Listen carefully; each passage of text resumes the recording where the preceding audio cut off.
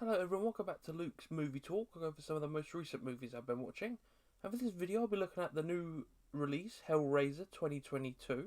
And just before I get into that, I uploaded a review for the new Disney Plus Werewolf by Night release, so if you're interested, go give that a watch. And make sure to like and subscribe to keep up to date with all future uploads. Okay, so let's get into the plot of the newest Hellraiser movie. At a house party, a young man is wandering the house, and in a secluded area is met by the owner. The young man messes around with a puzzle, which the owner says he can solve. The puzzle cuts the young man, who is then grabbed and ripped apart by chains. The main character, Riley, is in a shared apartment with her brother and friends, but one evening is convinced to break into an abandoned storage container and steal what's inside by her boyfriend. It's a puzzle box inside a safe. After an argument with her brother, she goes to the park and messes with the puzzle.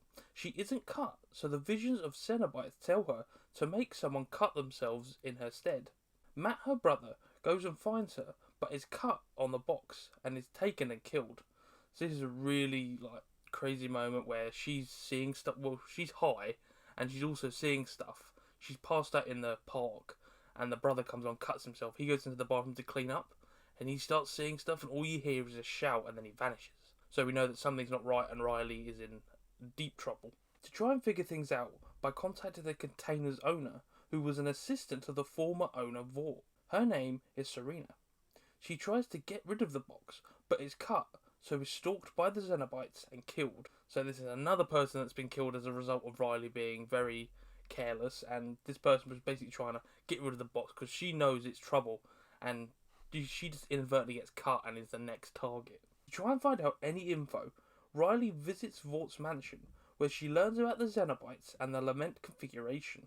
After hallucinating her brother, her flatmates arrive to help. While searching around, one of the friends, Nora, goes into a secret door, but gets trapped and is then stabbed with the box and targeted next. The group try to escape, but Pinhead and the Cenobites get Nora and rip her back off. So Nora is attacked by someone that's hidden in the walls, and you can see there's a mechanism on them, but you don't know what they look like or what it is or anything.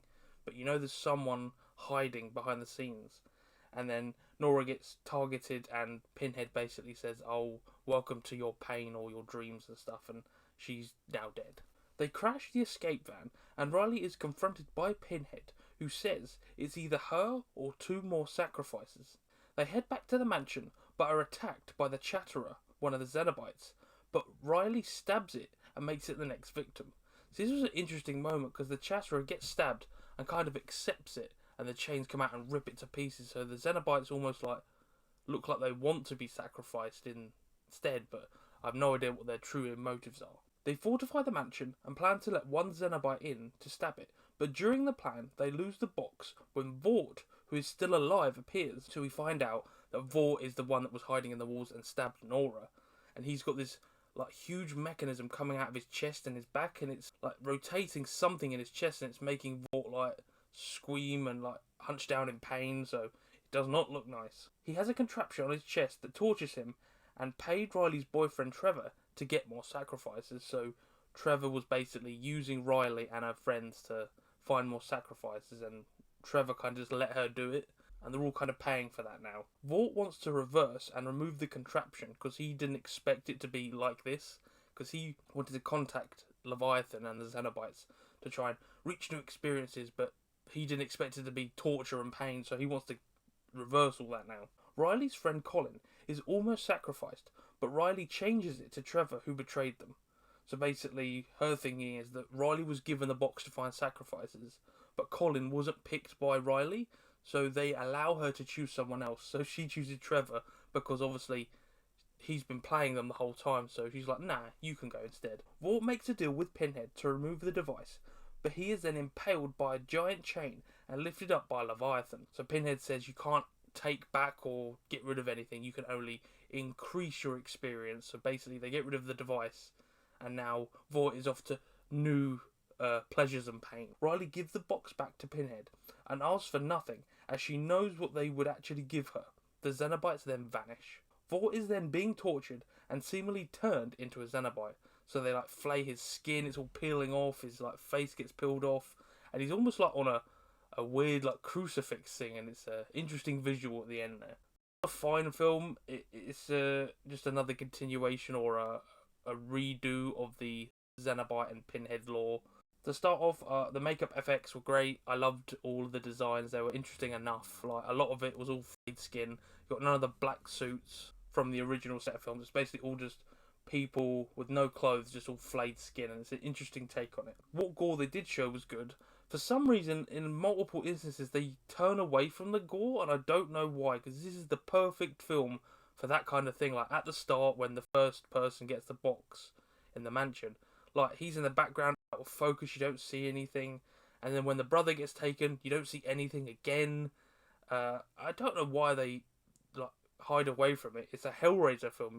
You really should be showing everything.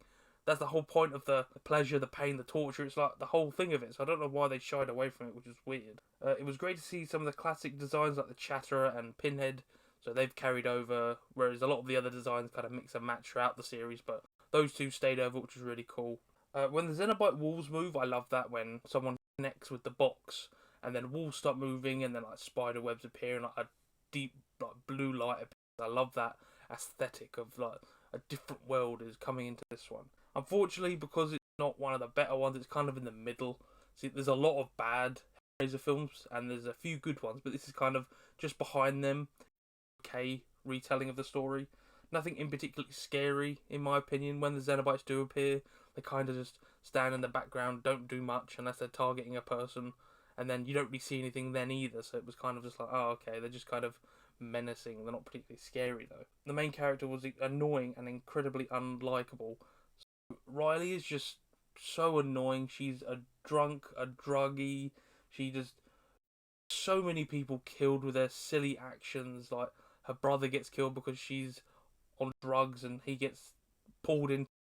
The woman, the carer, for some reason Riley struggles with her for the box, gets her killed, almost gets her friend Nora killed. It's like, what are you doing? And she's just...